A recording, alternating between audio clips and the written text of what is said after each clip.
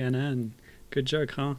Anyway, today I'm playing Umihara Kawase, which obviously you should be able to read that. That's Japanese kanji there. Apparently the name comes from a Japanese proverb: fish from the ocean are fat in the belly, fish from the river are fat on the back. But in the context of this game, it's the name of the main character. But it also tells you that the fish theme is going to be important to the game. So there's a few games in the series. It started out here on the SNES as this kind of cult classic indie game, but yeah, it soon got a few more installments over the years. Oh gosh, how the heck did they do that? So these are techniques that you will not be seeing today because I'm not that good. I'm intending to give a brief overview of the series up top, showing you a bit of the SNES game and a bit of the third game in the series, but most of the time I'll be playing the second installment, which was originally released on the PlayStation. So yeah, this is how the games work. You're a young girl, or I guess she's older in the later ones, because there's some continuity between them in some sense, even though there's not really a story. Everything's quite surreal, as you can see. You just have these kind of strange patterned platforms around, digitized photos for some of the backgrounds. I do like the detailed little birds flying around. That's going to pop up a few times. But yeah, the main point of the games is that you have this fishing line grappling hook, and it's all this grappling hook based platforming. You can pull your line in and out, and the enemies are all fish that very strangely have legs, and it's kind of bizarre. But yeah, so they're known for this aesthetic and for being quite difficult as well. It's kind of punishing. Oh, I skipped that little thing, but it introduces a new mechanic to you in each of the first few stages, and that was teaching you how to sort of attack enemies, which I already did. I've just finished a playthrough of this game myself outside of the stream. This first one, and yeah, it was a real hassle. It really helped to have save states, which is not always going to be possible depending on which version you play. So I do own the three of original, the three first installments in the series on Steam because of a nice sale that they did a while back. So they have been porting them over the years, and they're all now available in English on the PC, which is good, and a lot more accessible than they ever have been. Because for a long time the series was exclusive to Japan. Let me see. So yeah, the whole grappling thing, that's the core mechanic, and it's a very deep mechanic that you can get good with. That's what we saw in that demo. You can use it to swing around and then make like really impressive looking maneuvers if you know how to do them, and I just don't. And it takes a lot of practice. There's a nice big eggplant in the background. Later on there's stages where there's giant pencils and school supplies and stuff. That's the kind of surreality that happens in these games. So I think this is the first example of a branching path. Some levels have two doors in them, which then leads you on a different set of levels, and yeah, there's maps you can find online of which doors lead where and which level set you're going to get to. Oh, here we go. Extra life. And those are hidden sometimes on some of the stages. So yeah, this is basically what the first game is. Very nice pixel art stuff, but a strange blend of these pre-rendered things and the character sprites and things. But yeah, that's kind of the overview for the first one. So let's move on. And one other thing that recurs through several of the games is the strange UI where the high scores and the current score and the time and everything is displayed strangely inset into the screen, which is kind of frustrating. But yeah, it's also, like I said, it's difficult. It's very easy to die. If you get hit by any of these enemies, it's a one-hit kill unless they're quite small type of fish enemies. And falling down into the water and the pits on the bottom of the screen is obviously death as well. And it's all too easy to do. When you run out of lives, it's game over. You have to start the whole game again, and it can be quite punishing, especially in later levels where more tricky maneuvers are demanded for traversal. So that's the first game.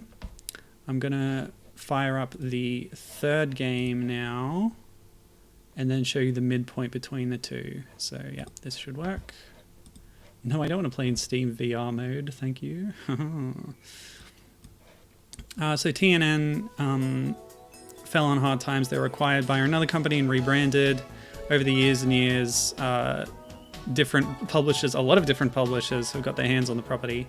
At the moment, I think Saizen-sen is still the ones handling it, but Nicholas also does some of the English stuff, and they were responsible for some of the recent ones, I think. I'm not really sure. But yeah, so this one is Sayonara Umihara Kawase. Hey Gibbon, how's it going? I've just got done showing off the first installment of the series on Super Nintendo. I think that might be, I don't know, among like retro enthusiasts, that's probably the most well known. But this is probably the most accessible one because it was the first one with an English release. This is the third game in the series, released in 2014. It has a much more friendly level structure instead of the whole branching paths thing. Yeah, there's a lot of tutorializing in this first stage. Yeah, instead of the branching paths thing and the life counter and all that stuff, it's a much more forgiving menu system of levels, and you just pick which one you want to play, and then if you find an alternate route, you unlock the other level, and yeah, so this is going to be a lot more friendly to play through casually, I think, and I will have the opportunity to do that. Not just because I have the Steam release, but I also bought the actual original release of this, which was on the 3DS in Japan only, and I bought that in Japan. The version that you can get on Steam now, I think has a few extra levels, and they've revamped the graphics of it. So I think you probably have a wider field of view, but the character models have been updated and look a lot better, to be honest, as well as the resolution and the frame rate too. 60 FPS now is only 30 on 3DS. Yeah, so this is a really cool installment of the series, but I'm not going to be playing much more of it. One thing that is kind of weird about it though is the sort of camera view, which is kind of shifting around different angles and is a little bit nauseating, if I'm going to be honest. Probably the same camera system that was devised for the 3DS version, and might be more impactful with a stereoscopic 3D display on, but as it is, yeah, it's a little odd. Whoops. And that's how easy it is to die, but in this version, you can just jump back into the stage. It's very friendly. So, gosh, I could play this one a lot, couldn't I?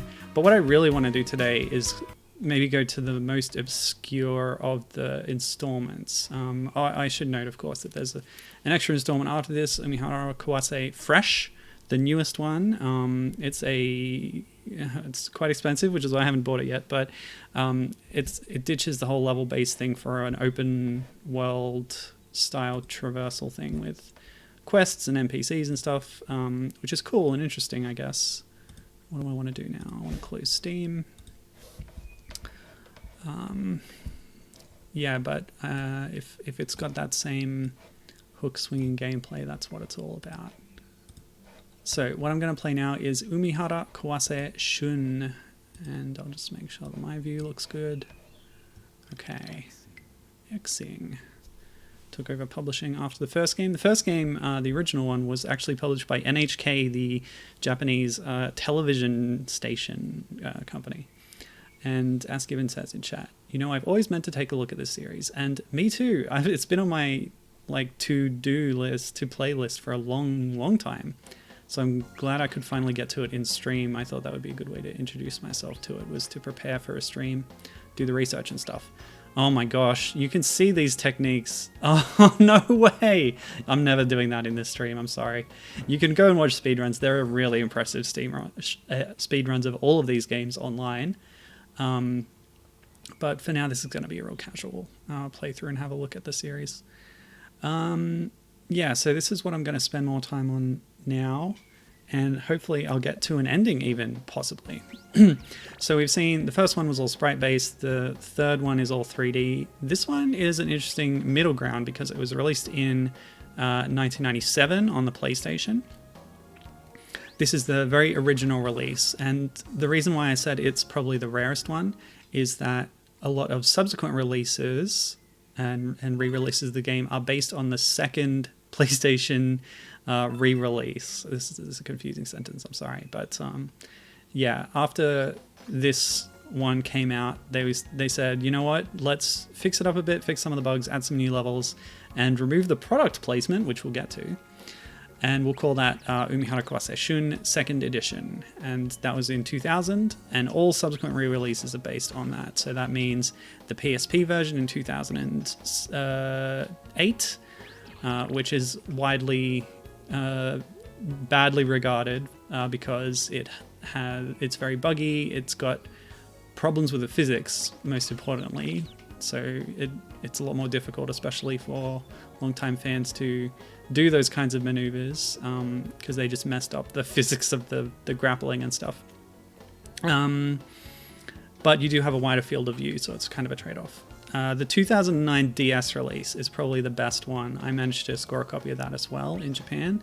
It's a little bit rarer, but a little bit rarer than the 3DS one, I think. But it's really amazing. It's got the whole of this game plus a port of the first game. They do rework the stages because the DS has a slightly lower resolution, but it has extra stages added. It's got a bunch of cool extra features like a gallery and all sorts of things like that. It also uses the bottom screen on the DS to show a little map of, or a wider field of view of the stage you're playing, so it makes navigating them much easier. I do think... Whoops. Okay. Oh, that was a real bad fall. Okay. As I go on, I want to be making save states at some point because we're going to approach that same level of difficulty. I think this game eases you a bit more into it compared to the first one. So yeah, it's cool though. What was I saying? Okay, I'll just make my save state. Nope. What did I do? I crashed the emulator. Great.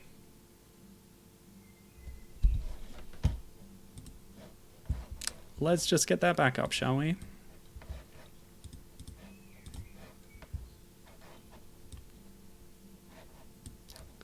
Oops. Too big. What? Hold on.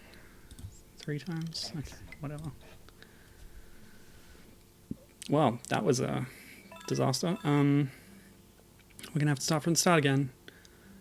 So yeah, the DS release is really cool. I was playing that, but I didn't get too far. Let me just try save setting again. Okay, maybe my problem was I tried to load a state that didn't exist. That shouldn't crash the emulator. That should just give you a message. Badly made. Yeah, so save states is the way I want to play these games because they do get difficult later on and you have a limited amount of lives.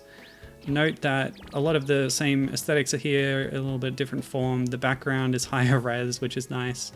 Instead of the vegetables and things that we were seeing earlier, right now we have you know, a rubbish bin, but also shoyu, a bottle of soy sauce. Shoyu is the Japanese word for soy sauce. It's very large. Also, I don't know what that is, some other condiment. Yeah, we've got that sort of block pattern on some of the backdrops and the sides and things of these platforms, but on the front of the platforms is some kind of blurry writing. Oh, I think that actually says Umihara Kawase. Yeah, I think that's what it says. At least some of it says that. Yeah. So yeah, DS 2009. The next release after that was the English release finally in 2015 on the PC. So when that new publisher got in there for the 3DS game, they ported that to Vita. They then ported it to PC and made new ports of both of the earlier games to PC as well. And that's really nice. They did do an odd thing with the Shun PC release where the sort of menus and stuff in the game, instead of looking like this, they reuse the sort of UI graphics that were introduced in Sayonara, the 3rd installment. And yeah, I just think that's odd to do that, but whatever. They didn't do it with the first one, but you know, it's fine. So what's cool about this one, let me see. Well, first of all, Gibbon says that Kawase, the character, was also in, oh wow, that was a cool swing. I'm proud of that. Okay. Yeah, Kawase was also in, what was that one fighting game, Blade Strangers? Yes, indeed.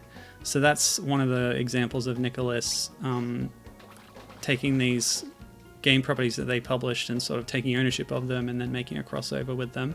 So that also has like Cave Story characters in it and some others and stuff. Yeah, Blade Strangers. That's the recent one. And she was also in Crystal Crisis. I didn't know that. I knew Quote was in it, but yeah, Kawase is also in Crystal Crisis, which is a similar thing, but instead of a one-on-one fighting game, it's a puzzle fighter's successor, as Gibbon says, which is that was an old Capcom Street Fighter spin-off that was a puzzle game, kind of, you know, match 3 puzzle type versus thing. So that's cool. Yeah, that's another one for the Kawase canon, I suppose. If we're on that spin-offs tangent, I should also mention Umihara Kawase Bazooka, which is another fighting game, but more of a platform fighter. And with the Umihara Kawase name, so that's the main focus of it. But it also has guest characters, including like Cotton the Witch from, I believe I played Panorama Cotton on stream before. Why can't I go in the store? Something's wrong. There we go. This is a bit of that 2.5D perspective throwing me off, I think. Yeah, so starting from these humble beginnings, it did become quite popular. And, you know, this game had all those ports to different platforms. So it's a pretty good success story. Oopsie. I think I have to be more careful with my save states. Save at the start of a stage. And if I get to any tricky sections, I can save again.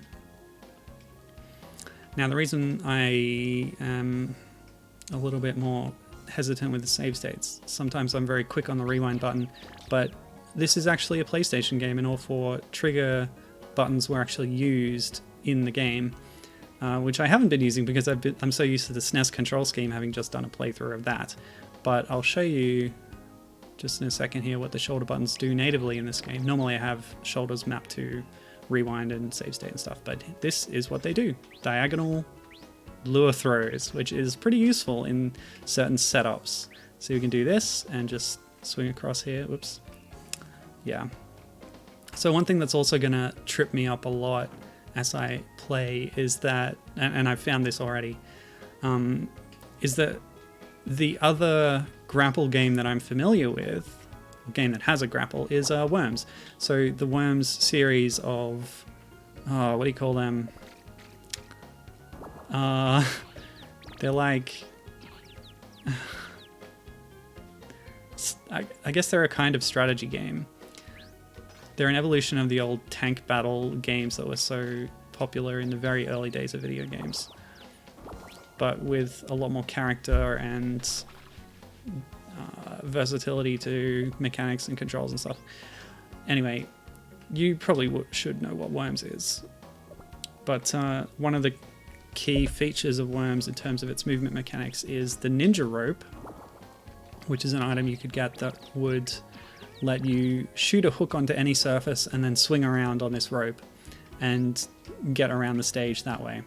Alright, this is where it teaches you one thing about the grappling. If you're standing... Oh gosh, really? Yeah, if you're standing in that spot, your hook can't reach that upper thing, and if you jump and then hook, you fall down, pulling it down with you as you fall. So what you have to do is shoot and then jump. And this is something that I think it tells you on a screen at some point. But you can also reach it from that lower platform anyway. Anyway, the swinging works differently to the ninja rope in Worms, and it's a little more awkward, I think. In Worms, it really facilitates ease of getting around, but in here, mastering the tricky mechanics is kind of the point of the game, so I'll give it that. I'll grant it that. It's fine. You know, one, the bounciness of the rope as you swing on it, as well as... Oh boy. Crap! I knew that was going to happen. What's the rewind button? Hang on a sec. What?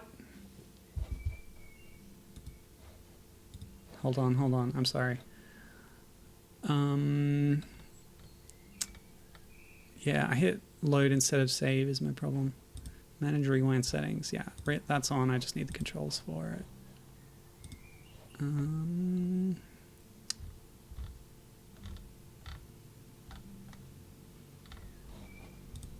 Where would they put that? Oh man. In here, settings, input. Yeah, okay. Turbo. Hotkeys. Rewind R. Well, that's simple enough. Alright, so let's try it. What? Okay. So pressing the sort of home button on my connected controller brings up the Steam menu. I will remember that. Okay, that seems to be working. Up to a certain point. Okay, it gets to there, and that's the limit of the buffer, I think. That's too bad. Alright, I'll redo that bit. That's fine. So what was I saying? The Ninja Rope. So the bounciness of the string you will have noticed. The other thing is that you can wind it in and out, as you can do with the Ninja Rope in Worms. The thing that really throws me off about it is that the buttons for in and out are different. So in this game, you press down. Oh, you're kidding me. Okay, which one was it? F4 to load. F2 to save. Oh, I probably should have changed the hotkey so I would remember it better. Yeah, but the whole point is, while you're grappled onto something, you hold down to reel yourself in and get closer. Oh. Well, now what? Okay. I think that's an alternate path over there. I want to go for the main path there, at least first off. Yeah, you hold down to pull yourself in and hold up to reel yourself out to make your string longer. And this is the opposite of what it was in Worms, where you press up to go towards the hook point of the string and you press down to... Oh, man. You press down to let yourself out further. And because it's opposite, it really throws me off. I really think that the way the Worms does it is more logical. Alright, now that I'm here, cheeky save state. Oh yeah. Oh. Cheeky load state. What else can I do? I can grab that as I fall and then just pull myself up like that. That's pretty good. I feel like the grappling mechanics have been improved in this sequel compared to the SNES one. I was struggling a lot to just get through it. And there's so many advanced techniques that I still have not mastered, like rocket jumping and climbing a vertical surface. So here's our first boss. It seems to be the same as the boss from the SNES game, so there's a lot of, you know, reused stuff, mechanics and assets here. Not assets, but ideas. Oops. And that's how easy it is to die, and I've only got 6 lives left, so I'm going to use those save states. Gibbon says, oh, Fresh is on Steam. That's the 4th installment, but it's not in English. Okay, weird. I guess if you want in English, you have to go with the PS4 or the Switch for now. Oh, okay. Yeah, when you have that momentum, it's all too easy to go flying off. Hold on. Let me just... okay. So if this works anything like the boss in the Super Nintendo game, which it seems like it really does work exactly the same way, then the then the objective is just to survive until the tadpole will eventually jump off the platform into the water itself. There's no way to directly and actively fight it. But it does lay eggs, which hatch into frogs in a strange, ironic twist. A tadpole laying eggs that turn into frogs instead of a frog laying eggs that turn into tadpoles. And having just raised some tadpoles myself at work, I'm all too familiar with the life cycle. We didn't get to frog stage this year though. Only froglets, which is tadpoles with legs, partway in along the process. Yeah, so the frogs are small class enemies that do not damage you, as the big one does. They'll just knock you back and stun you a bit. So we've seen that already, that distinction. Gibbon says that Bazooka is also on Steam. That's cool. So most of the series is on Steam at this point. It's a good way to play the original games, I'll say. Maybe not the best way to play fresh unless you speak Japanese. But hopefully they do release a localized version at some point. So it took me a little while to figure out that this is the method for surviving this. Is that it'll jump when it's going to the right and you can hop under it, but when it goes left, it walks and it will kill you. So you have to grapple off the edge to survive. And that's the reason that I'm familiar with the mechanics here already, is because it's reused from the SNES game. And that's an alternative, is to jump off and throw back. It's a little bit more risky, clearly. But the sort of game-approved way that it teaches you is to shoot directly down at the floor and then drop off. Oh, and there we go. The tadpole has surrendered to the embrace of the waters, and without telling us, the game has now opened up the path to progress, which is this ladder. Cool. In the SNES game, it was just a door that was locked. Gibbon says, I think I'll pick up the first 3 on Steam and the newer ones on Switch. That's a perfectly fine way to do it. Okay.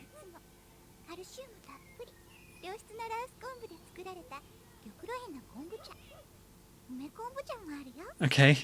We're advertising tea. Interesting. Or kombucha. That's fashionable now over here. So that's the product placement that I alluded to earlier. One of the things that only exists in this original version of the game, and not any of the re-releases, because by second edition they swapped out those little cutscene sequences for illustrations that it would show you, and I think there's a gallery that it would unlock that you could view them later, possibly. But yeah, it's just a really strange trivia for this game that it has literally advertisements in it and product placement for various things. From what I read on Hardcore Gaming 101, which is a site I go to often, but I've recently... Okay, here's a plug for you. I've recently been reading some of their books that are sort of compilations and expanded versions of reviews from the website, as well as new reviews that sometimes get ported to the website. But yeah, they do new stuff for the books that's unique to them. Oh boy, this is quite a tricky setup to throw at you like this. But anyway, you can get 13 of their books in the current story bundle at storybundle.com, I think, where they have a bundle of almost 100 game-related books with essays and reviews and reflections on different aspects of games. Worth checking out. For $30 US, you can get the whole lot, and you can use part of it to support charity, I think, which I did. Yes, but in the Bionic Commando and Strider, or Strider and Bionic Commando book by HD101, there is a section on this because they also acknowledge games that are inspired by the thing that they're covering there. So Bionic Commando, of course, is a famous Capcom game that relies on grappling mechanics, and this also does, so they acknowledge that as an inspiration. And they cover the whole series. Oh my gosh! That was brutal. I'll just have to pop over there when that snail's out of the way. Great. No! Flying fish! Go away. So I don't think... Yeah, there we go. Just wait for the enemies to despawn, I guess, but it can be unpredictable. Let's just save there. Yeah, so in... What was my train of thought there? I was reading the reviews. Yes, so in the review of this second game, they say that the kind of sponsor of the game that is used in the advertisements is a fishing supply company, which makes sense for the theme, called Mitchell. But I didn't know that there are also other companies represented there, unless Mitchell also makes tea, but I'm not sure.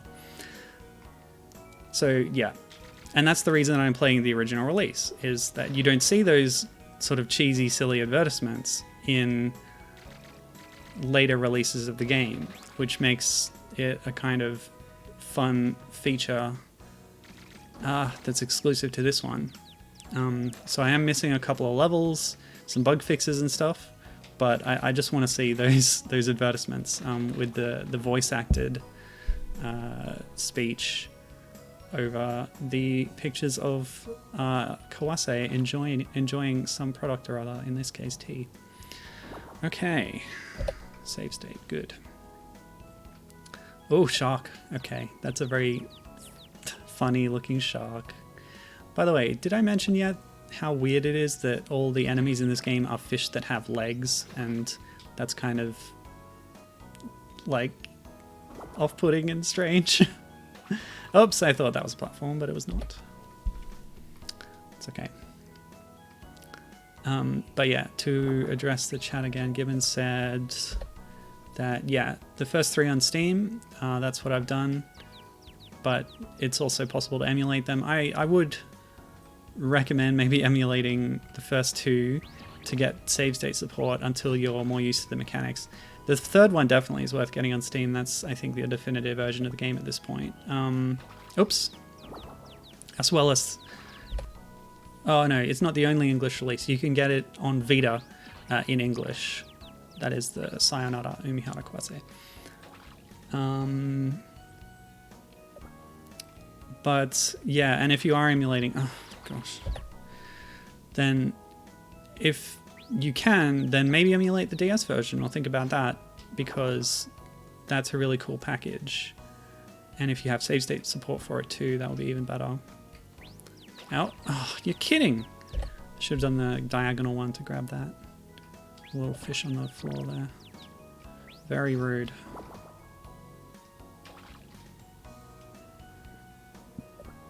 Okay. So, nope, this way. I don't think the arc's gonna work out. Yeah, it's not. But I can make the drop. Come on. And then... Oof, close. Alright, quick save state there. Oh. I should be able to... Oops. No! Yeah, that kind of setup is going to happen a lot in these games. Cool. So what can I do here? I could swing like this, launch myself over. Ah! Oh, okay. And that's the kind of thing that makes this game so great. Those little setups, those kind of emergent situations from the momentum-based mechanics. It's very cool.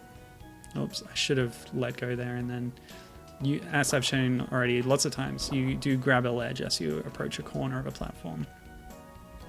So I don't really know what route I'm on, but I've been going for... Okay, here we go.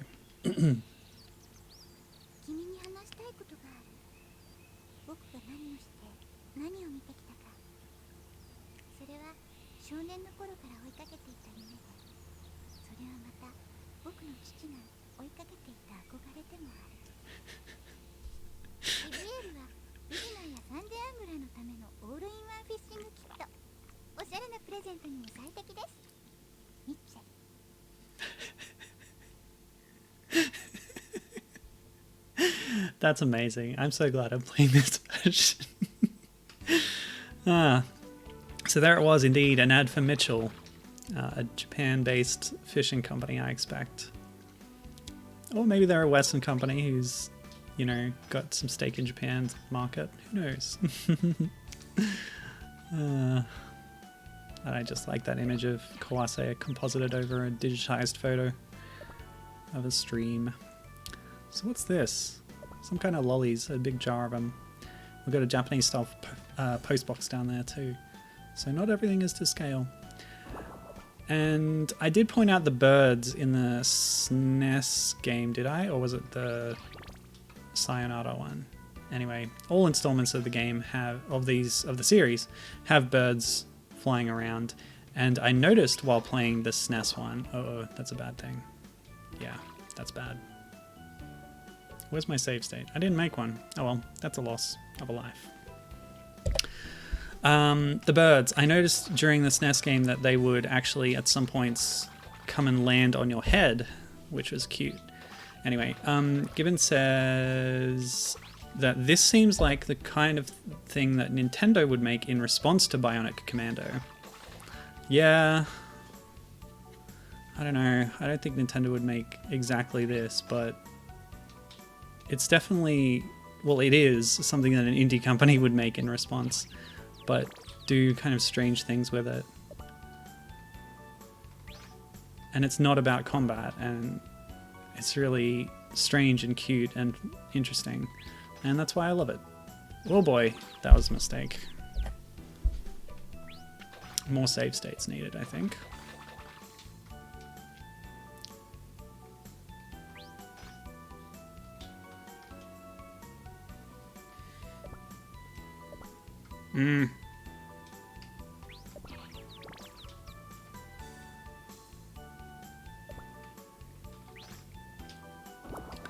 Gibbon says that Nintendo's idea of making an RTS to get into that market, they came up with Pikmin.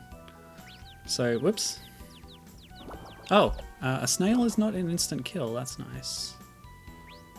But it definitely amounts to one if you're on a platform that small. Huh.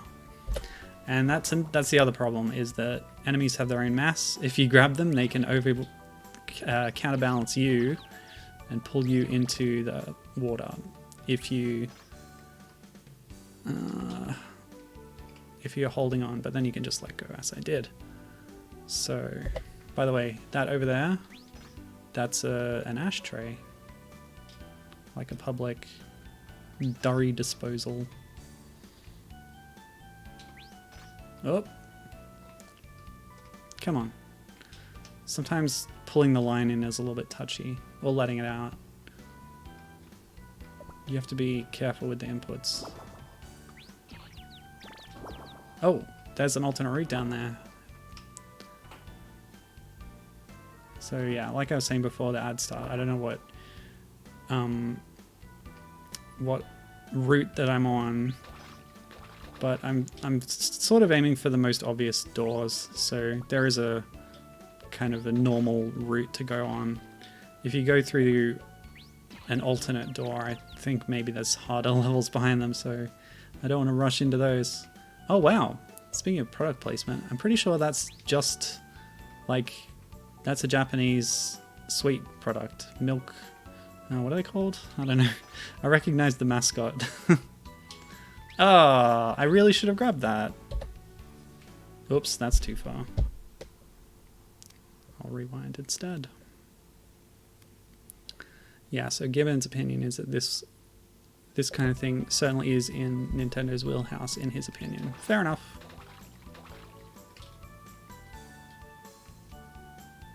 Right down to the product placement. Again, looking at Pikmin. That's a very good point. Chibi Robo Ziplash has that too, doesn't it? Oh. Alright, I concede the point. Yes. Maybe I can't get through here. Maybe that gap is a bit too small to fit. But then why is this whole platform over here? Oh, this thing. Okay. This happened in the SNES game too. This is where they started introducing new mechanics. In this case, there's a platform that... Oh, okay. So if we make it drop all the way down there. Then I'll be able to scoot up here and make it over here because it was in the way before. Cool. Oh, and a ramen air bottle. Although I think other types of drink companies took that design on. It sort of has a narrow bit down there, and there's a marble sitting in there. What does that do? You push the marble in when you start, and then it lets the liquid go around it. I don't know, it's so weird. Like, soft drink bottles with a marble in them are just a thing in Japan sometimes. I don't really understand it. I did have one once where when you were finished you could unscrew the lid and then get the marble out at the end. That was cool. And I found that it was slightly larger than the usual kind of marble you would play marbles with for some reason. Milk Soft, there you go. That's another look at it there. Oh, and the vending machine, lovely. I wonder what they're selling there.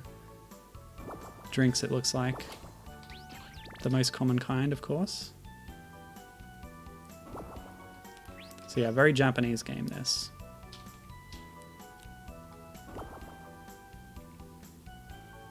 Phone booths, very nice.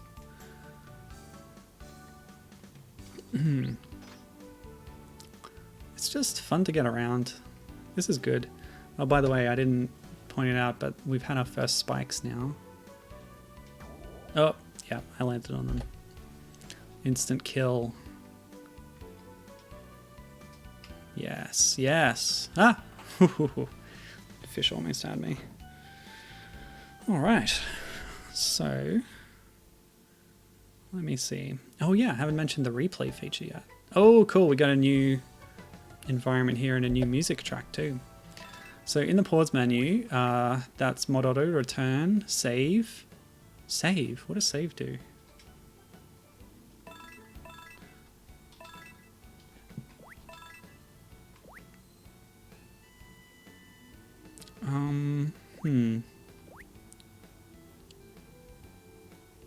What are these? Why are there saves in here already? I don't know what that is. Anyway, the replay feature. Maybe it's just for saving replays. So the series has always had this replay mechanic.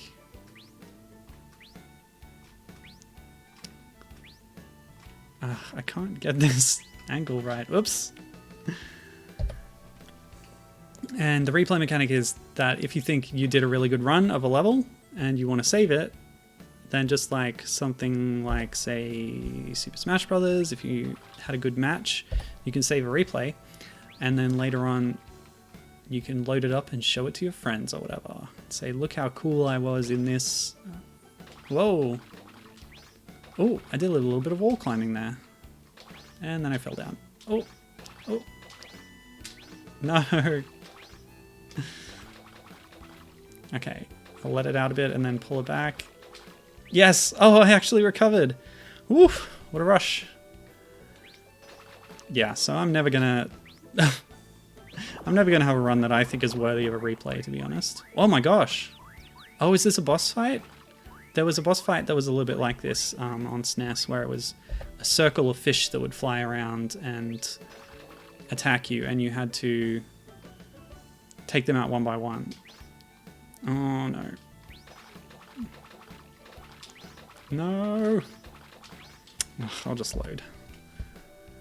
This might be like that where I have to take down all the squids, or this might just be a normal enemy. Considering we're now in a new environment, I think it might just be a normal enemy for this place. But yeah, the boss fights do take different forms in this game. Oh no. Ah! Dang it.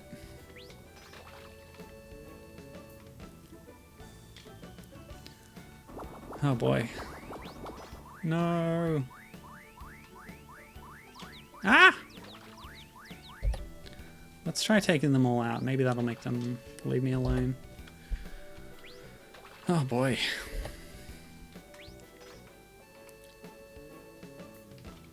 Oh. Can you use the analog sticks? No, they're not even in this game. maybe it predates the DualShock.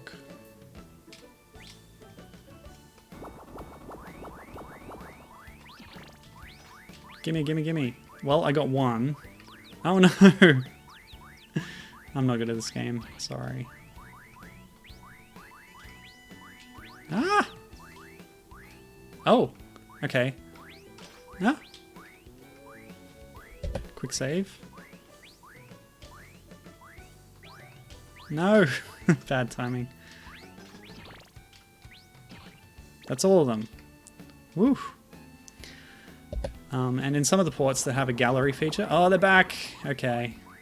Yes, this is just like the SNES boss fight with the fish. I noticed there was a locked door up there, or a blocked door. And that's going to open when we get rid of enough of these squids. Yeah, so games that have a gallery will... When you capture a fish into your backpack, as I've been doing, then that unlocks them for view in the gallery. It's sort of a fishopedia. A fishodex. Ah.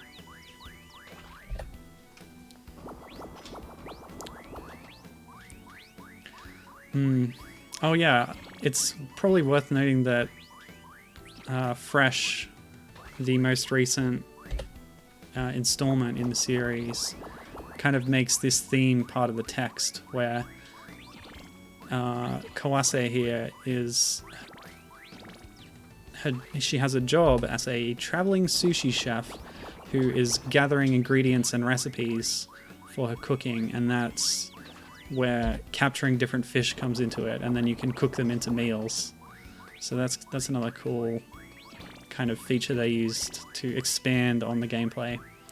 Whereas the first three games really follow the same formula with levels and such.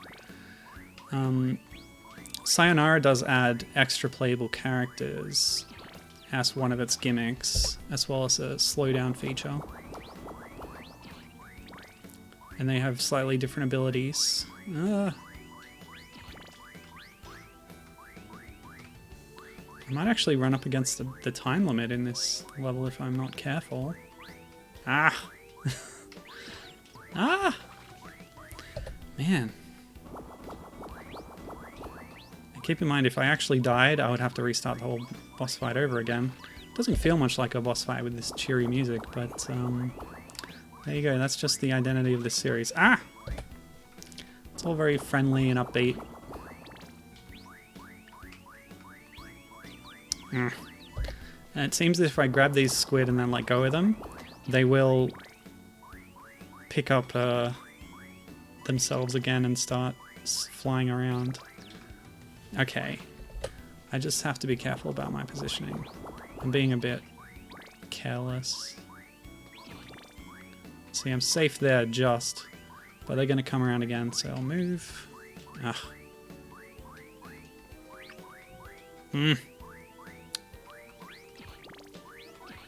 Okay. Yes. Yes! Is that enough? Who knows? Quick save state and I'll go check. Nope, that's not enough. You can see that door is still blocked. Let me up, let me up. Oh boy.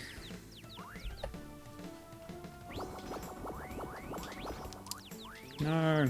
I feel like I'll be in a better position if I'm higher up. Possibly.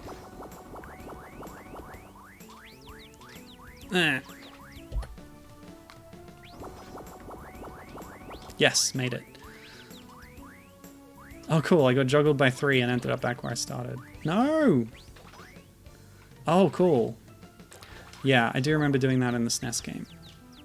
And I should be doing it more. You can actually shoot out your lure while stunned, which might save your bacon.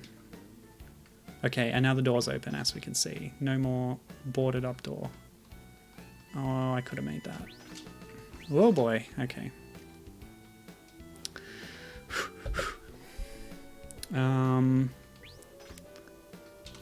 Yes. Alright, how do I get over there? I think just by doing this. Nah. No. Oh, 30 seconds. Hang on. Save state? Oh, no. Yeah. This game is not easy, okay? I can generally play video games okay. Yes. Okay. More saves, please. Thank you for believing in me, Gibbon. I believe I can fly. I believe I can touch the sky. Man, Space Jam. Okay, so here we have the secret hidden... Whoops! Did I even save when I got here? I better do it now. Yeah, extra backpacks. And they will give me an extra life if I manage to grab it and survive. Because they don't have extra lives in Sayonara, there are still hidden backpacks to find, and they unlock gallery stuff. So it's cool to still have that extra objective in the game. But get rid of the life mechanic. I think all modern games should get rid of the life mechanic. It sucks. It's never good. I always hate it. I think, well, I wouldn't put it that way. Maybe I should say that every game that has removed a life counter mechanic is better for it, you know? Just think about like Rayman Origins or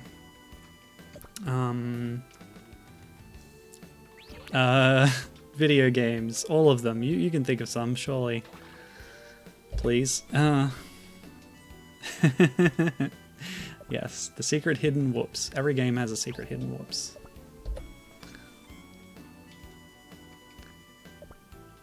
Come on. Oh, by the way, I don't think I've called it out explicitly, but if you... There's a tip...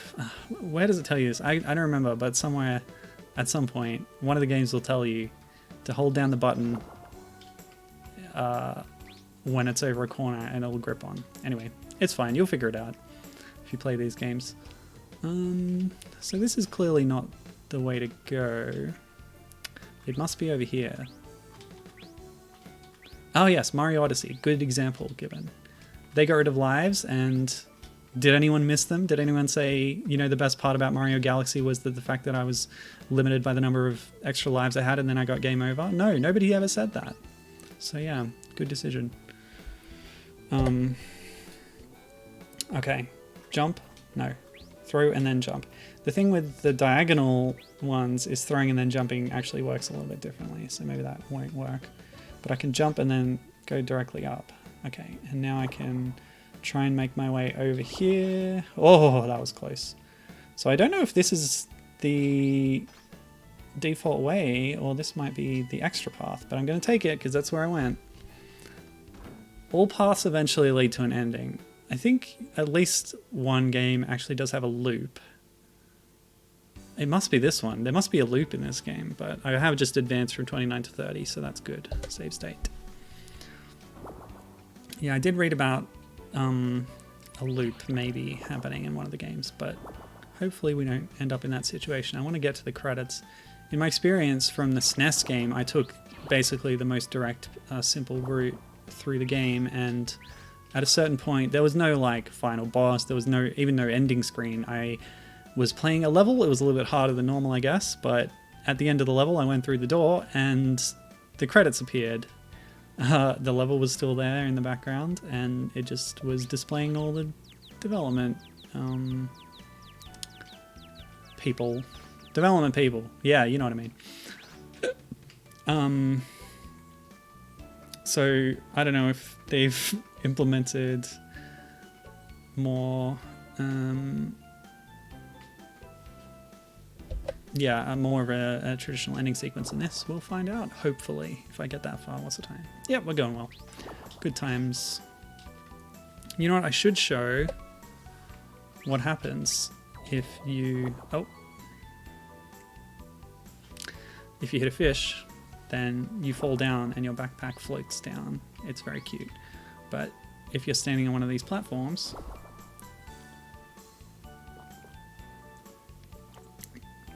and you hit a ceiling, you get crushed. Poor Kawase.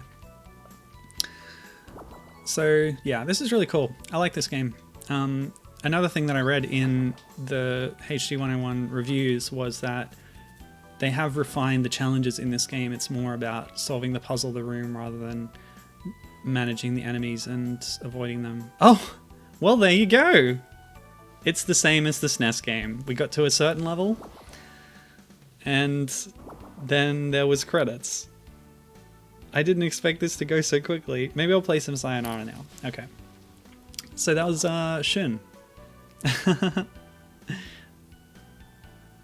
Hope you can read Japanese. And we only had 2 ads. What's up with that?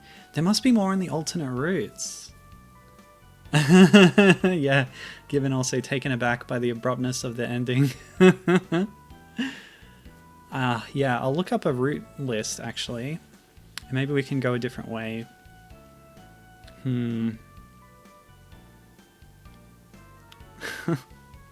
Yeah, well, we got 2 ads. Yeah, okay, cool. Woo. Let me see.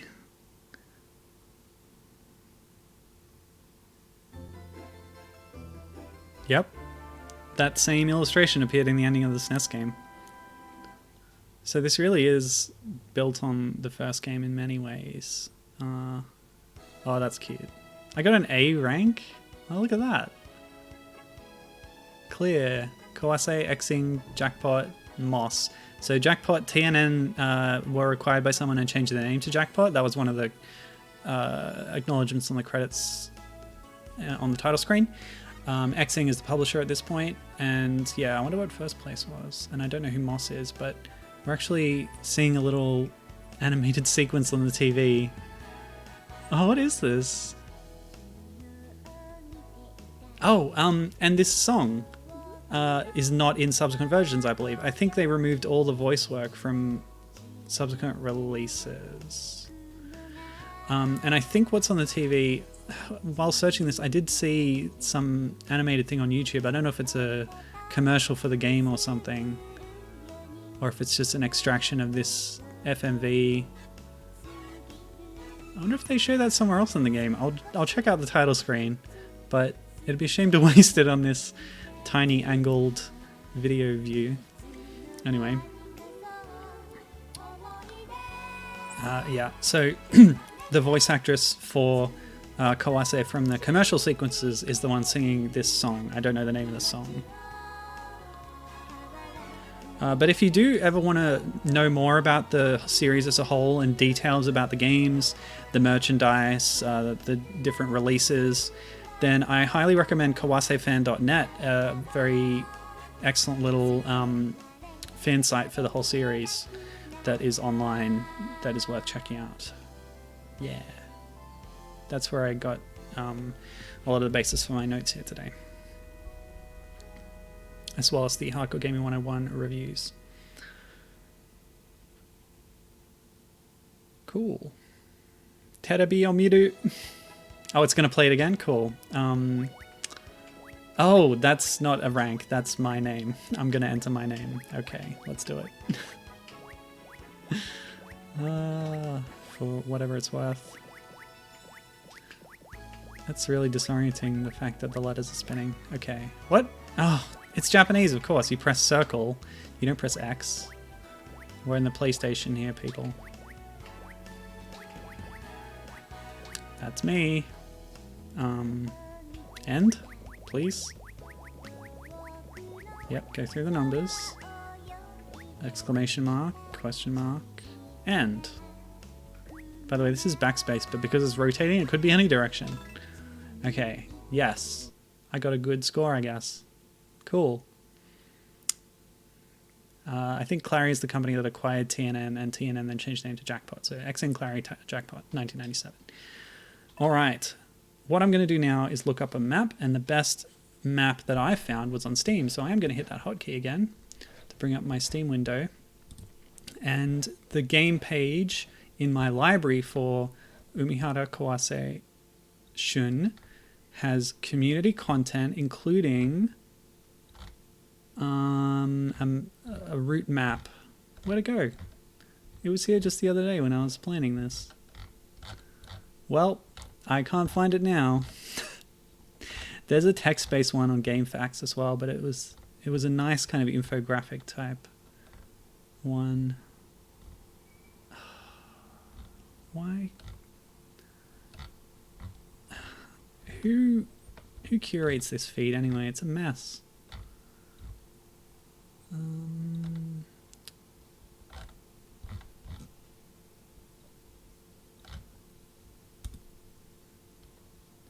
Here's a screenshot of someone's practice screen, but it doesn't show the whole thing. So it looks like the Steam release of Shun, in addition to having UI like Sayonara, it also has a nice view of the route map, which is cool. So I wonder what it looks like in this. Oh, okay. It's an eggplant. It's just a list. But it is sort of arranged. Yeah, okay. I guess those are the different backgrounds. I don't know. Okay, well that's a weird screen. I can't find the route map right now. So I'll have to look up a different one, I guess. That's kind of annoying. Community hub. Steam's interface is really messy, I gotta say. Ah, here it is, game map. So go to community hub and then guide. And then there it is, a map. Perfect. So I'm gonna consult this map now when I go back into Shun, and I'll play a bit more. And I'll try and get to some different levels, I guess. Okay, so I'll put this here. Put the chat window above it. Oh, and then that's in the way. Hold on a second. Scroll that. Yeah, window management. It's amazing. It's so fun. Right, so I would have just gone 1, 2, 5, 6, 7, 9. So this time, let's go 1, 2, 5, and then try to get to 25. And that'll take us on a completely different route, I think. Possibly. Oh, this is a really convoluted game map. Alright, well, we'll give it a go. Round 2 of Shun. This time, see some different levels.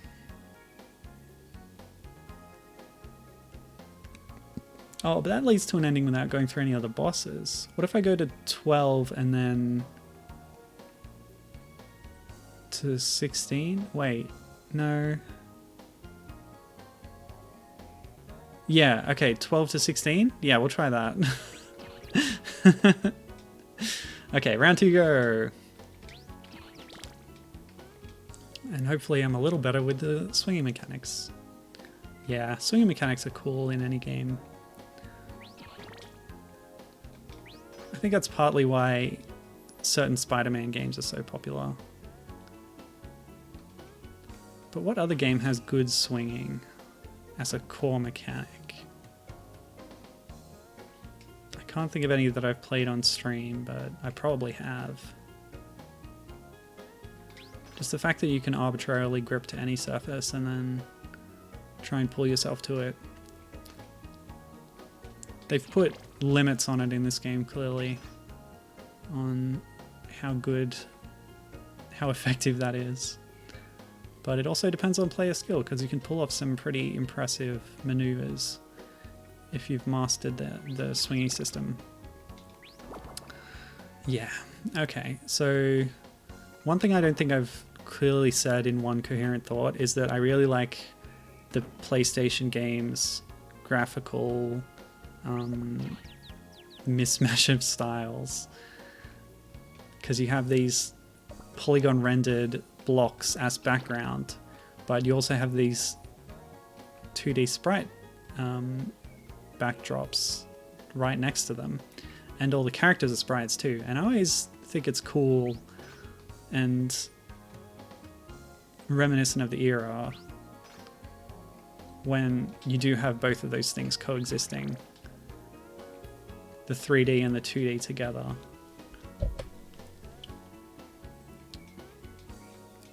Yeah, Gibbon agrees that he loves the aesthetic. And that sprite and polygon combination is really exclusive to this installment. Alright, so here we go. Well, there's 2 doors here. What stage am I on? It must be 2. So if I go through that first one, that'll take me to one place, and this is going to lead me to a different one. So what I actually want to do this time is try and go to 40. So if this takes me to 5, that should be right. Sorry, I'm looking at a little map over here. So I won't have done this level before. Yeah, okay. Although I think I did in my brief excursion on the DS game. But that never lasted very long because I always ran out of lives pretty quickly. There are a lot of stages in the game though. We would have seen about a dozen maybe just now, but there's up to about 50 of them. And then the ports add even more. So 2nd edition on the PlayStation. Hang on, where do I want to go? Yeah, I'll go in here. Oh, maybe I have done this before, because that's the door, or a similar door that tripped me up last time. So, yeah, I think I did just go the same way.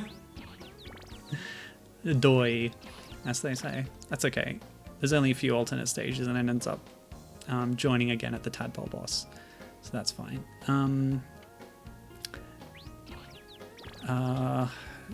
Yeah, so the 2nd edition, which is the one that removes the advertisements,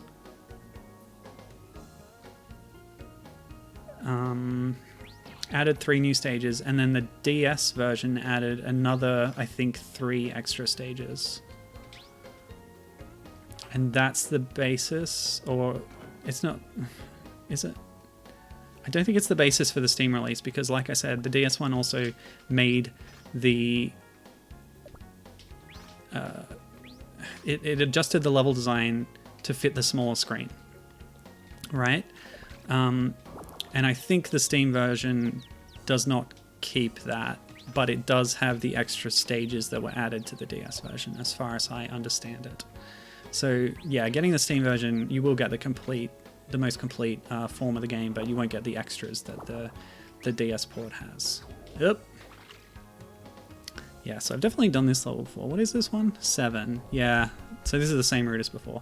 But this actually has an alternate path, so I could go from here to 14, and then go through to 35 to 24. Oh, but I've already done 24, haven't I? Surely. 27, 29.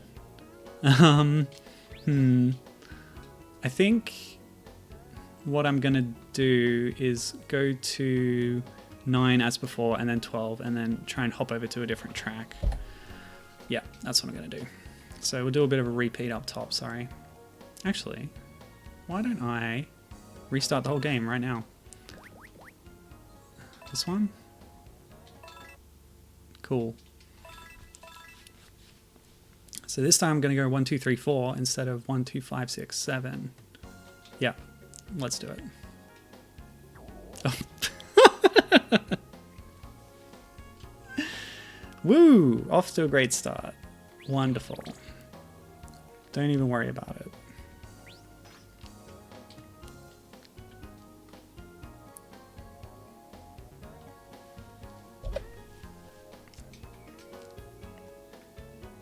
So this is my goal right now, to see more of those ads. We saw some of them.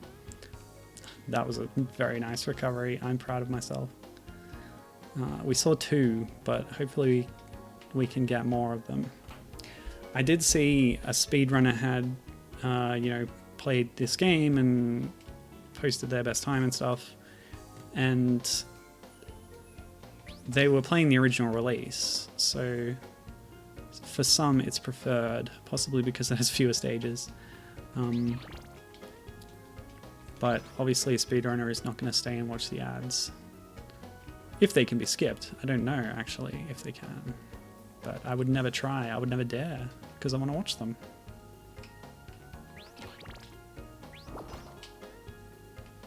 Okay. Where am I exactly?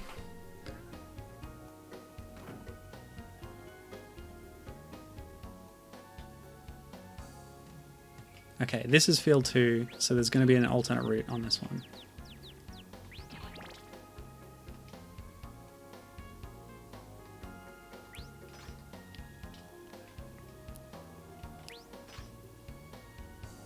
Well, there's a door there. Is that it?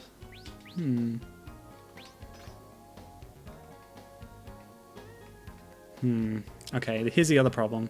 Sometimes, if you want to go to a different route, you actually need skills to get there. Oh. And I might not be completely equipped with those skills.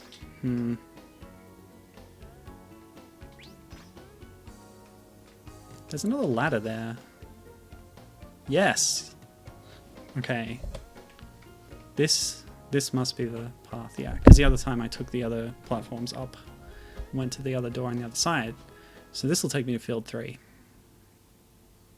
Oh, this is new. So that's a basic mechanic. I've mastered that, but we actually have a new background here. Lamp, crayons, new song. Tuna with sexy legs.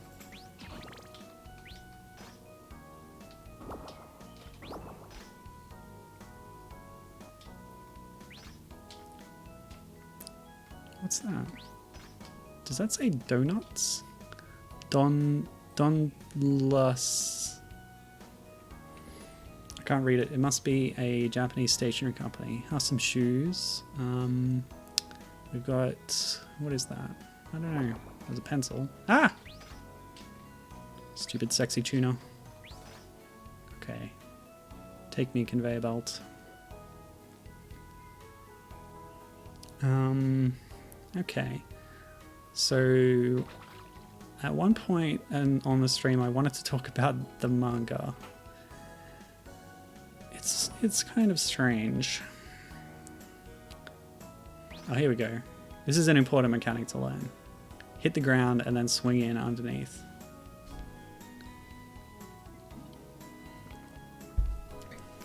This is why you should always go for the first door you see on an initial playthrough.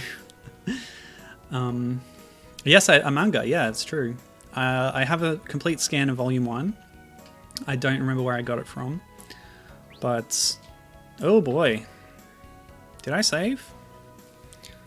It's okay, I'll take that. Death.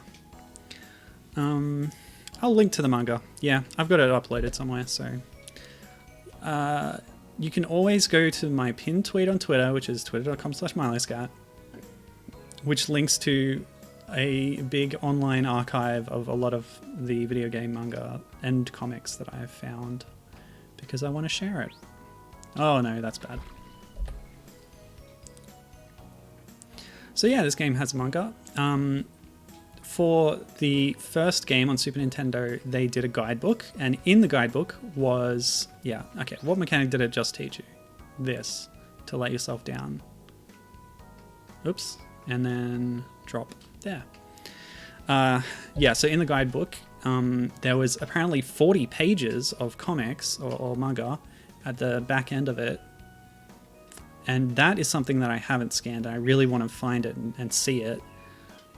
But off the back of that, the artist for that section in the guide then went on to do a whole story, which was published, I don't remember where, you can find out at kawasefan.net.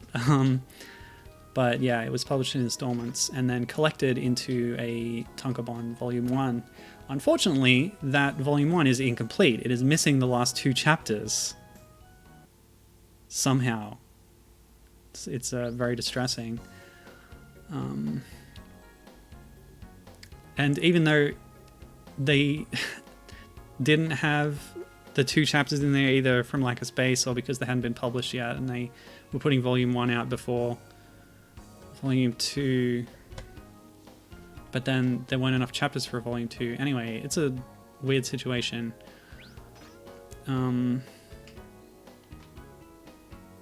Yeah, it's kind of frustrating. Maybe if some enterprising person who is not me went and tracked down those issues and bought them and scanned them. That's way outside of my comfort zone. But, yeah, I guess I should check Reiji's archives. Maybe he's already scanned them. Reiji, excellent source for scans, and nice guy.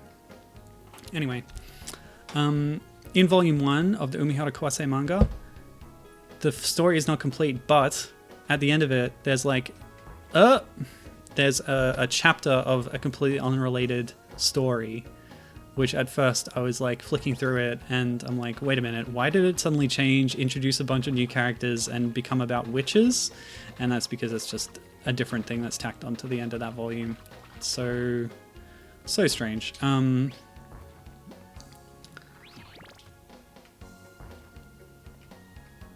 Yeah.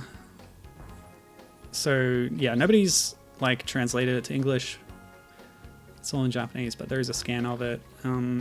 It's a bit weird though. It doesn't really have much to do with the game, but the game doesn't have really a story at all. So they had to do something to make it into a manga story. Oops. And do you know what they did? They made it into this weird techno action story. It's really strange.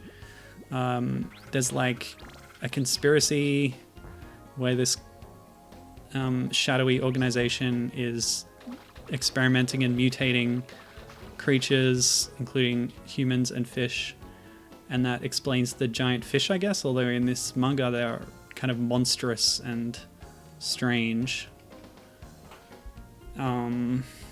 There's highly advanced technology that this mysterious organization has. Let's just T-add.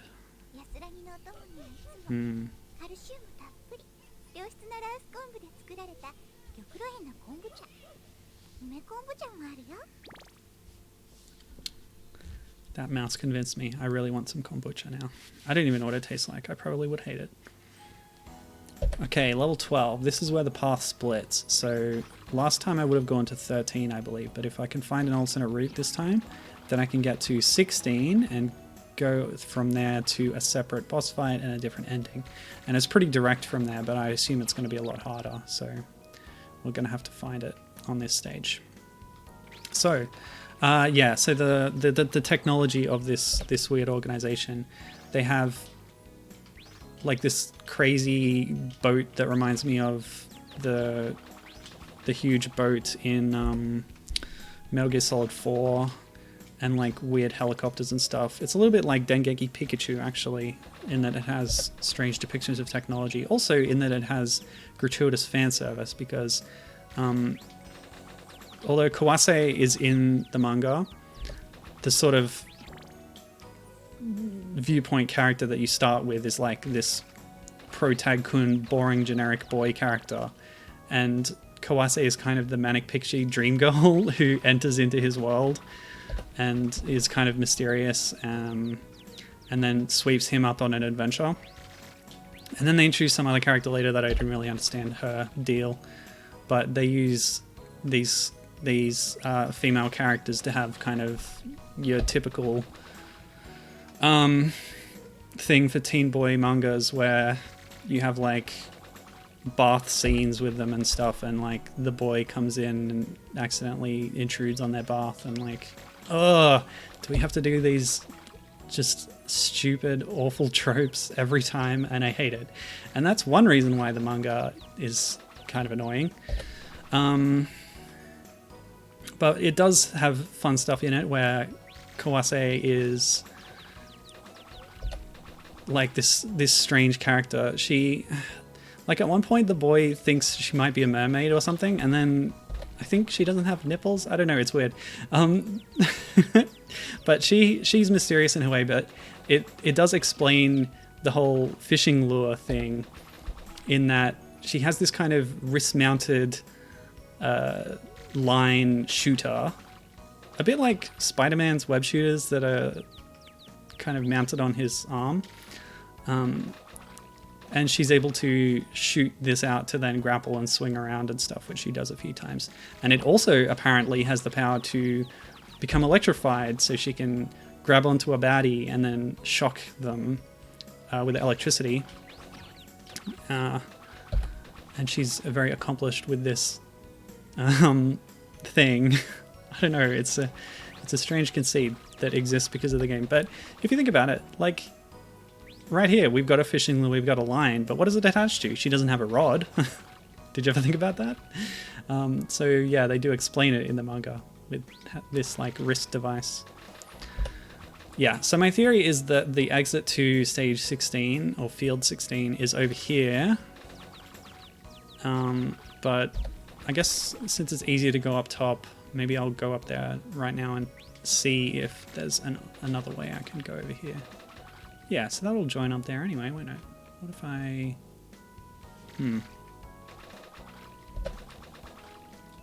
So that's pointless. You don't need to go across there, thankfully, because it's really hard to get across there. Alright, so there's a door up there. Huh. This is the only door that I can see right now. I'll get in there and then I'll see where that takes me, and then I'll see if I have to go somewhere else. Nah, stupid fish. Oh yeah, so about the manga. What else did I want to say about it first?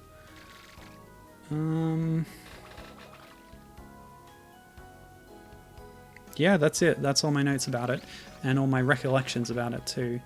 It's silly and fun.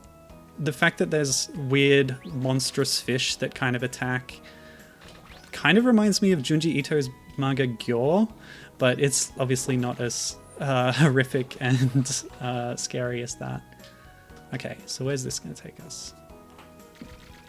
And Gibbon says, that reminds me, I need to scan that Baraduk promo manga for you. Oh, that'd be awesome. Yeah, so field 13, this is what I thought it would do. That's where I went last time. So I need to find the alternate exit in this stage to get us to stage 16 instead. And I don't know where that is right now. So we'll have to do a bit of looking. Yeah, Baraduk promo manga, that sounds awesome. Please do scan it for me if you can. How long is it? Because if it's short, I will probably be motivated to translate it. Excuse me. Yeah, Gibbon is having a problem in that his work from home stuff is blocking access to the scanner. Oh, that's unfortunate. Yikes. But yeah, Gibbon, in response to the manga that exists for this game, saying that it sounds bizarre. And I said that Kawase was like a manic pixie dream girl, and he said manic sushi dream girl. Yes, indeed, indeed. Very good. Yeah, it starts with the boy character working as a waiter on a cruise liner, and then the cruise liner is attacked by one of these giant techno fish monsters, and the whole ship sinks, presumably killing hundreds, but he manages to escape on a lifeboat. And like Kawase had snuck aboard, and that's how they meet. And there's some shenanigans later where they're trying to infiltrate the secret organization, and I think he dresses as a woman to try and seduce a henchman. I don't know, it's strange. Okay, so there's an arrow here, but it doesn't lead anywhere. I'm pressing up, and in case there's like an invisible door, and no, nothing. What could it be? No. Well, that's just rude. Oops. Well, I guess we could at least get rid of these buckets to make things a bit easier on ourselves for now. And then I'll try and search for this hidden door. If I have to, I'll look up a guide. I will do it.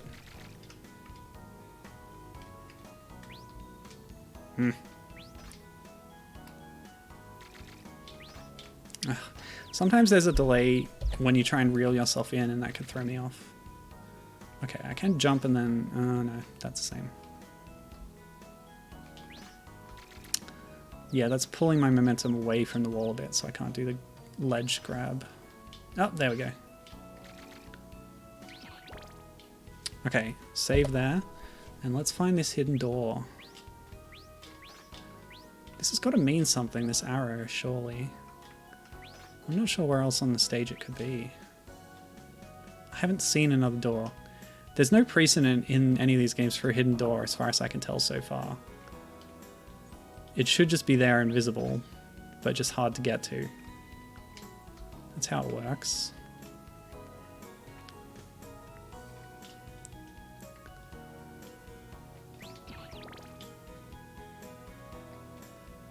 This is not a large stage, and I feel like I've been everywhere now.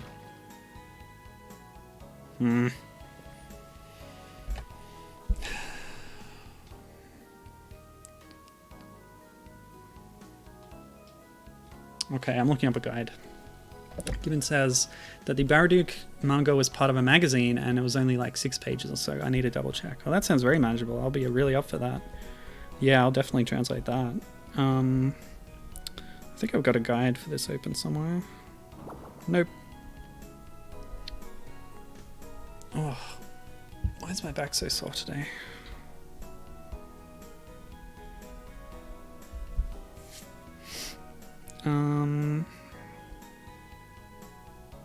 What? No guides? Hold on a second. There was a whole written guide for the first game. I guess there wasn't one for the second. Oh yeah, that's going to be a problem.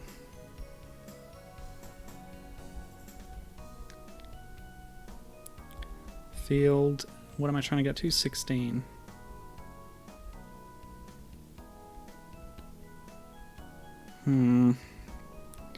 Okay, oh, a map. KawaseFan.net has in-game maps for every stage. Field reference.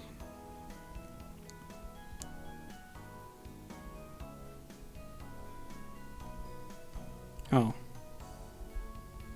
No, these are just some screenshots. There's maps for the first game. Not so much for this one.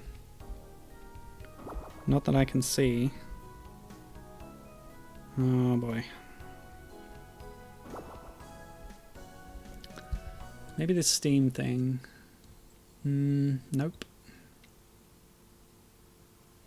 Oh. Okay, in the comments for the guide on the Steam thingy. Oh no, that still doesn't tell you. 6, 12, 16. Yeah, this is 12, right? It says right here, F12. Right into my life counter. So there should be a door to 16 in this stage that I don't know where it is.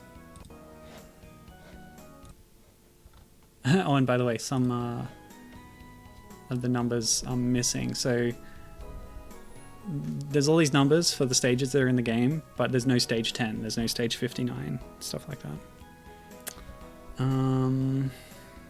Okay. Alright, KawaseFan.net's forum has a thread.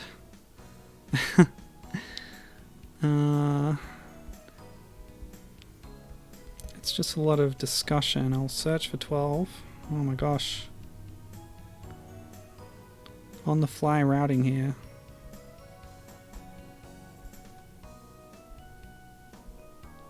$16. Search for 16.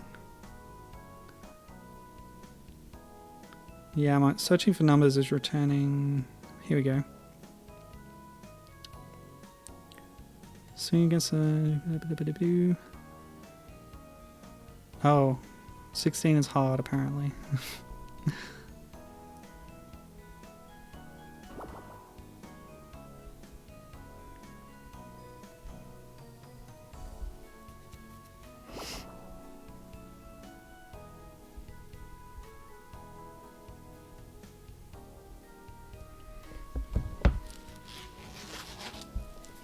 I'm really stumped right now.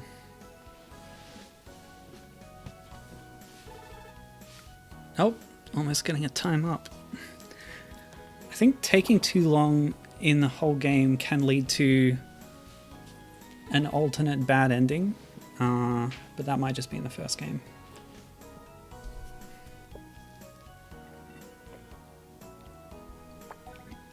I guess now I can see what happens if we time out on a stage.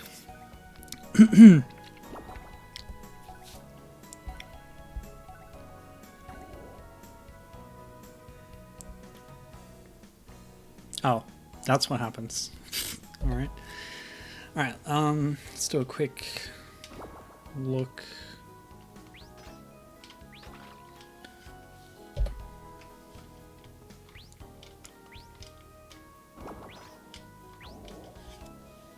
It's the randomly spawning enemies that's probably the most annoying thing, because they can pop up when you're just about to go somewhere and just kill you. There's nothing you can do.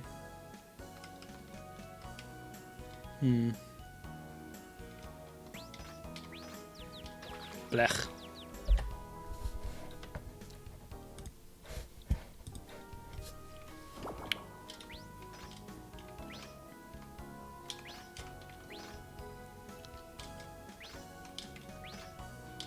Eh. No! No, go away. Later on, at least in the SNES game, there's these kind of an enemy pull-up things that spit out projectiles, and if the projectile hits a surface, then it creates these sort of electric shock particles like in Donkey Kong Jr. or Mario 2 that travel along the surface, and that includes it'll travel along your fishing line if it's attached to that surface. It's real tricky. Haven't seen those yet in this game, thankfully. Yeah, I swear I've been everywhere now.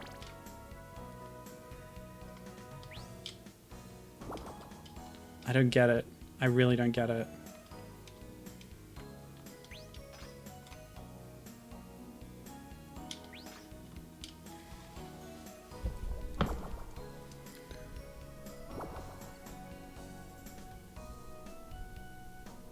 There was a Q&A on GameFAQs.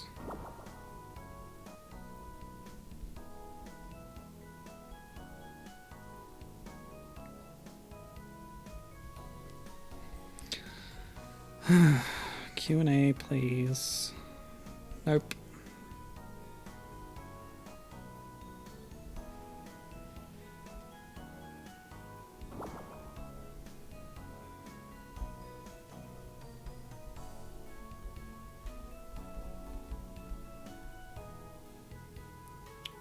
See, if I keep going, I'll just be retreading ground.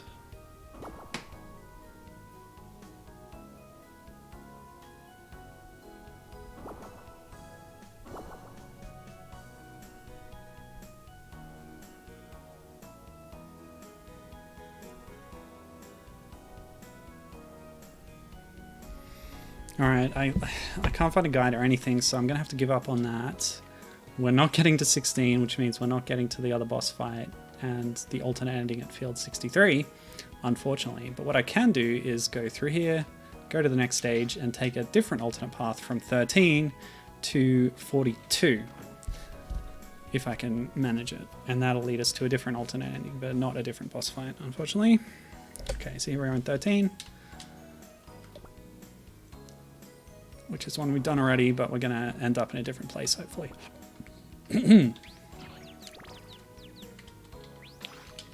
Oops. Whoa. Whoa. Whoa. Yeah, like I said, I haven't learned how to climb a wall yet.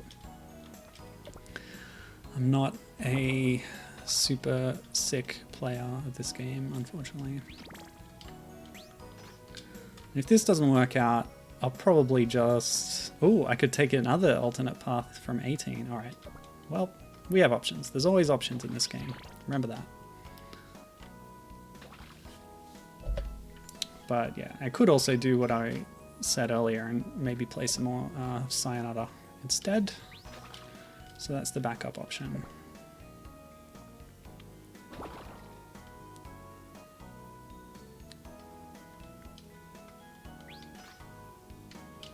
Oh. Okay, well I've just been through this stage without seeing an alternate exit.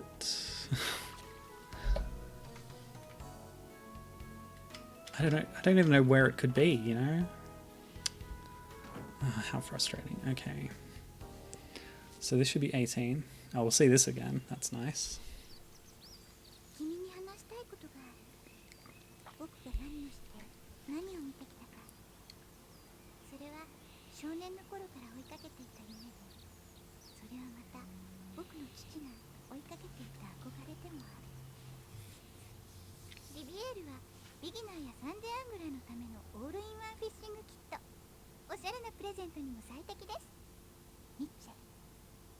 Remember, everyone, buy Mitchell Fishing Products, the only brand of fishing products recommended by Umihara Kawase, the Manic Sushi Drinko.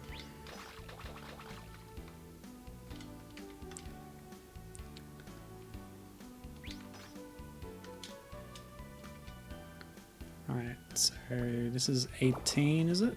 Oh boy. Whoa. Okay, cool. That says 18, right? Yes. So if we find...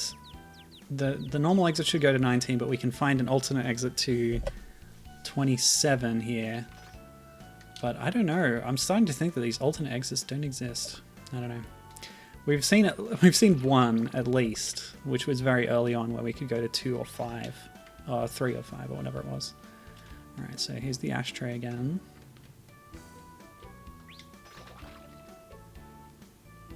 Go! No!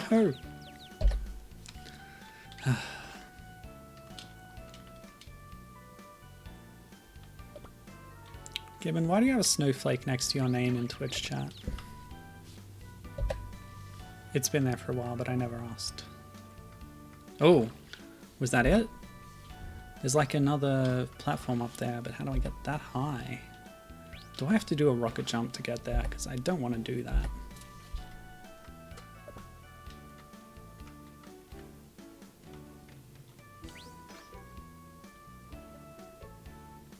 No!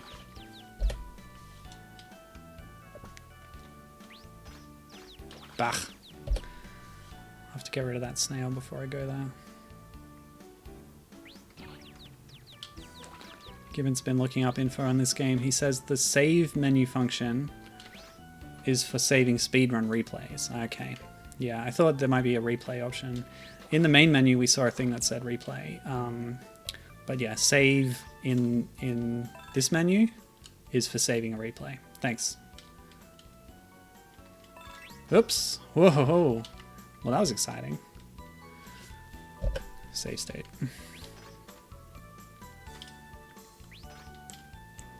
Okay, there's one exit, and that's the one I've been to. But I think there might be one over there. Oh. Oh, no, hang on. Yeah, they're both here. So what's the other platform that I saw? The SNES game had a feature where the shoulder buttons didn't do diagonals, but it did scroll the screen over. And you could also scroll it in pause, but this one does not. You can't scroll at all. Okay, so this is exit 1, and we want to go to exit 2 down here if we can. Oh boy, how the heck am I going to do that? Goodness me, this is going to be some hectic work here. Okay. Ugh! If this was worms, I could do this no problem. I promise. Let it out a bit. Do a little swing. There we go. Okay, so we just need to do that a few more times. Oh boy. How about I save here? And we need to end up gaining height. Oh no. I've got to hold the button down while I'm loading the state. So you can get momentum by swinging back and forward, and then... Oh yeah, okay. Oh. This is interesting. No, that's real bad. Okay.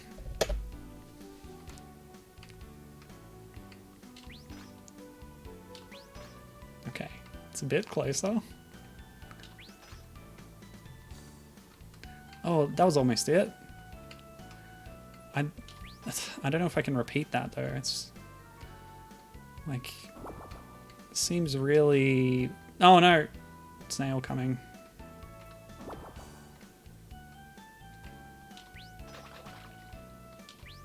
No! Well.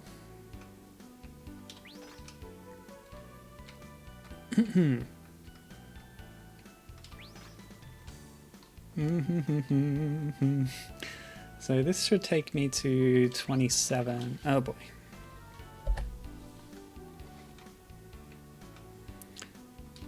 Maybe I can pause and then save state. Okay. A little bit more. Nope.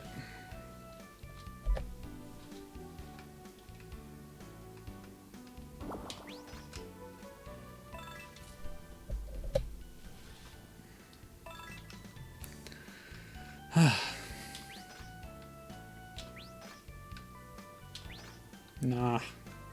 I ended up further away.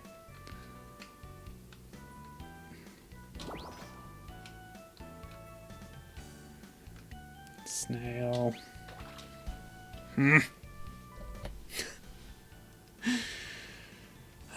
Okay.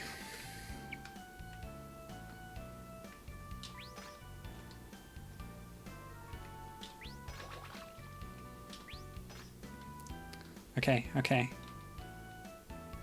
No! Maybe I should rewind that. That was a really good position on the very corner of that slope. And all I have to do is then wait for... Oops. Wait for the snail to move. Okay, so I'll save there. Oops.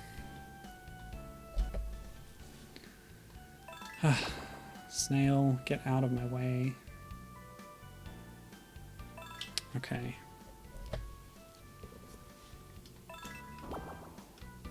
Another one. No, why? This reminds me of the last level that I did in the SNES game where those eels with legs, they just kept spawning and spawning. Oh, it might have been the second last level. It's the one with the gates that are one-way opening. What do I do? Oh, it's the camera angle. I just can't see. Surely that's close. Okay, if I get a bit of a bounce on and then... No, snail! Yes, that might have been it. I just need to let go at the right time and grab... Yes! Oh my goodness. Yeah, I'm not saving a replay of that. Alright, field 27. Indeed, indeed. So now we're on this alternate track. Cool stuff. New levels that we haven't seen. So from here, I can either go to 41 or 36, and both of them lead to boss fights that we haven't seen. But 31 leads to the same ending, whereas the other one will lead to a different ending, but there's more stages and they'll probably be a lot harder. What do you reckon? Thanks, Gibbon. Okay, I think we just saw an ice surface or glass or whatever it is, which is something they also introduced late in the SNES game, which is a surface that you can't grapple onto. You can stand on it, but you can't grip it with your hook. Oh, well, that was nice. 30 kilometers per hour, no U-turns. Okay, so I want to do this. No, swung into the spikes.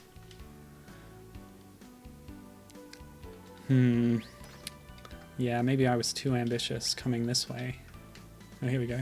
Oh! Well, this is probably going to lead to 31. Indirectly. We go to 36 first.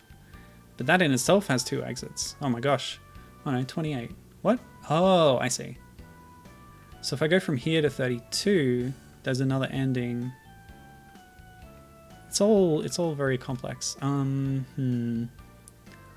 think maybe going this way I'll have more chance of actually successfully finishing.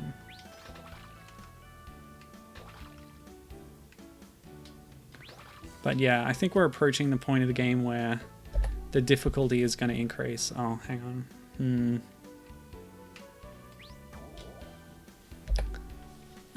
Oh man. Yeah, I think it's too late at this point to play any significant amount of Sayonara, so I'll stick with this one, see how far we can get. What do you reckon, Gibbon? What should I aim for? Should I aim for the boss or the ending?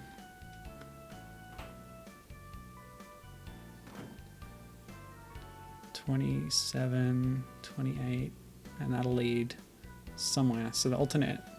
Oh, there's 2 alternate exits on 27. Alright. Let's see how hard it'll be to get through that glass corridor. Nah.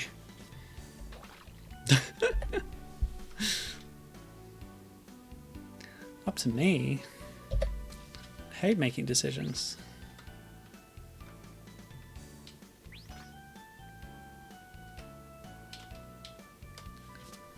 Alright. So down here there's another way to go. Oh.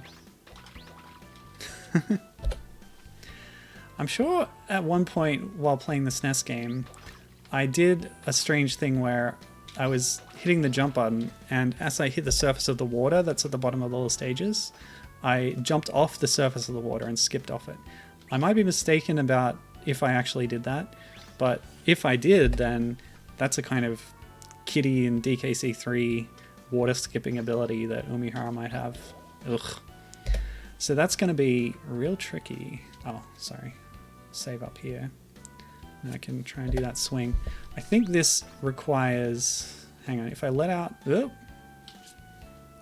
what you can do while you're grappled onto a surface is let it out. See my arm moving? If I pull in, that pulls me closer. But if I let it out a bit, it won't change my position. But then if I walk to the left, it'll be longer. And then if I fall down, it'll be longer. And I think that'll let me have more swing momentum as I go through. So that's what I'm going to do. Like this, and then whoop. And if I do that right, I think that'll give me the momentum I need to... Ugh. I might need to pull myself in a bit as I do that. So, yeah, that might be it. Oh, that was so close. I almost did it. Yeah. Nope. Oh, this is going to lead to a lot more stages though. 27, 36, 40. Okay. No. Can I jump out of that? Yeah. It's so tricky. Obviously, there's a really high skill ceiling on this game, and the devs wanted people to play it over and over again, master these mechanics, make some of these tricky jumps. I think watching a full playthrough of someone really skilled at the game would be extremely rewarding. And I'm sorry that I can't provide that for you today.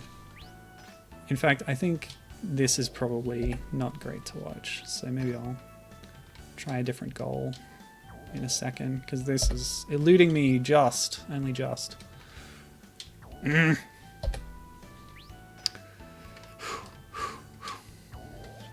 Yeah, it's rough.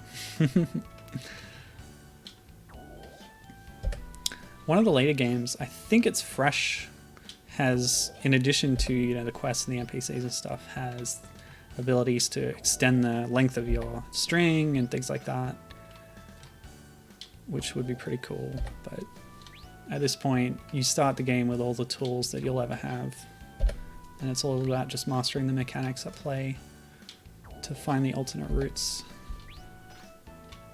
Oh, no, this jingle is driving me insane, so I'm going to stop going that way. I'm going to go down here instead. Oh, there's another one. There's a second spiked slope down here, which would require you to fall and then grapple this as you're falling, and then use the momentum of that swing to get through, and that would be the origin of the 2 separate paths that are accessible from this stage. So yeah, I'm not doing them. I'm going through here. Bye. Ugh. Okay, let me see. So we've got about 10 minutes left. What stage was this? 28. So from here there's one path to go to, and that takes us to 32. And there's no way I'm beating all those stages. Oh well. Just know that there's other endings. I don't know what the difference is. I think there wasn't an ending screen or anything, so it probably is just a different point where the game says, okay, you're done. That's enough. You get the credits now. So it's not that they're alternate endings in the sense that you get a different thing at the end, because you don't get anything as far as I can tell. But hey, maybe the alternate ones actually do have something, and only the basic one has nothing. But I wouldn't hold my breath on that. I wouldn't think so. Now, how do I get up there?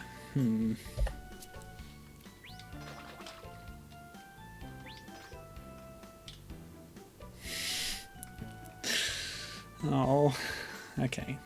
Let it out, swing a bit, but then I hit that on the backswing.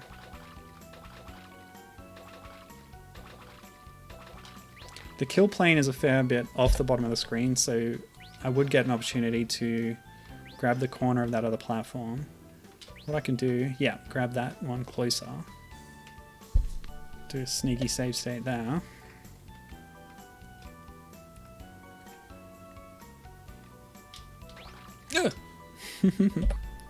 Oops. Okay, I'll try and beat this stage and then I think I might call it there. This has been fun.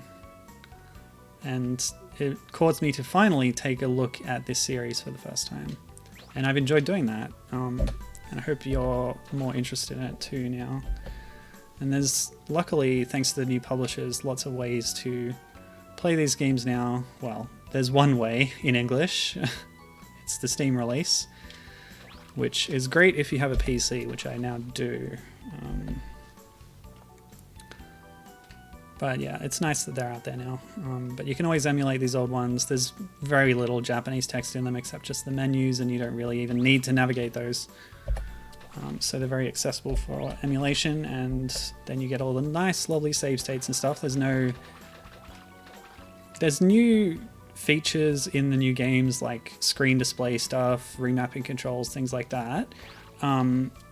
Options like that, but no sort of accessions to making the game more easy, like accessible in that way. So you're still stuck with the difficulty of these games as they were if you play the Steam releases. So my recommendation is support the official release, but also emulate old games with save states, because that's what I'm doing, and if I wasn't, I wouldn't make any progress, frankly.